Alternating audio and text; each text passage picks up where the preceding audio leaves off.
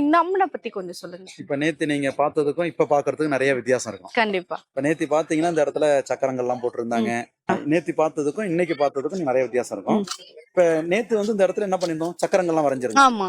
அந்த ஏன் இங்க சக்கரம் வரைஞ்சு சில அந்த தோஷங்கள் கழிக்கிறதுக்கு ஒரு சில இதெல்லாம் பண்ணணும். அந்த இடத்துலதான் நீங்க பலி கொடுத்துருக்காங்க பாருங்க. ஓகே.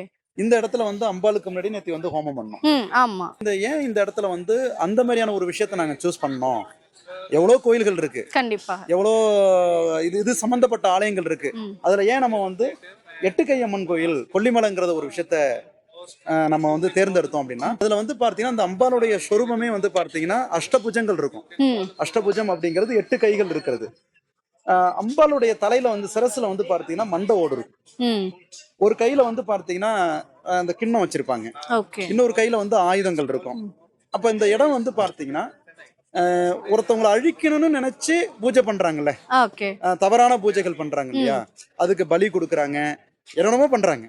சோ அந்த மாதிரி ஒரு இடங்களை வந்து அந்த மாதிரி பிரச்சனைல இருக்கக்கூடியவங்களை மீட்டெடுக்கிறதுக்கு, அந்த பிரச்சனை ஒண்ணுமே இல்லைங்கிறத உருவாக்குறதுக்கு இந்த அம்பாள் வந்து ரொம்ப முக்கியமா.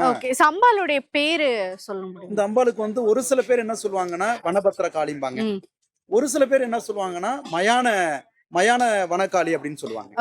ஏன்னா இது வந்து இந்த இடத்த சுத்தியும் சுடுகாடுகள் இருக்கு.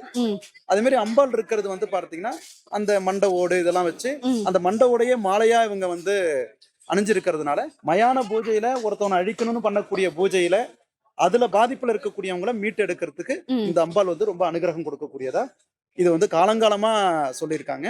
அதை வந்து நாடியிலையும் ஓலைச்சுவடியிலையும் அந்த ஒரு பதிவுகள் வந்ததுனாலதான் நம்ம இந்த இடத்துக்கு வந்து முக்கியத்துவம் கொடுத்துருக்கோம்.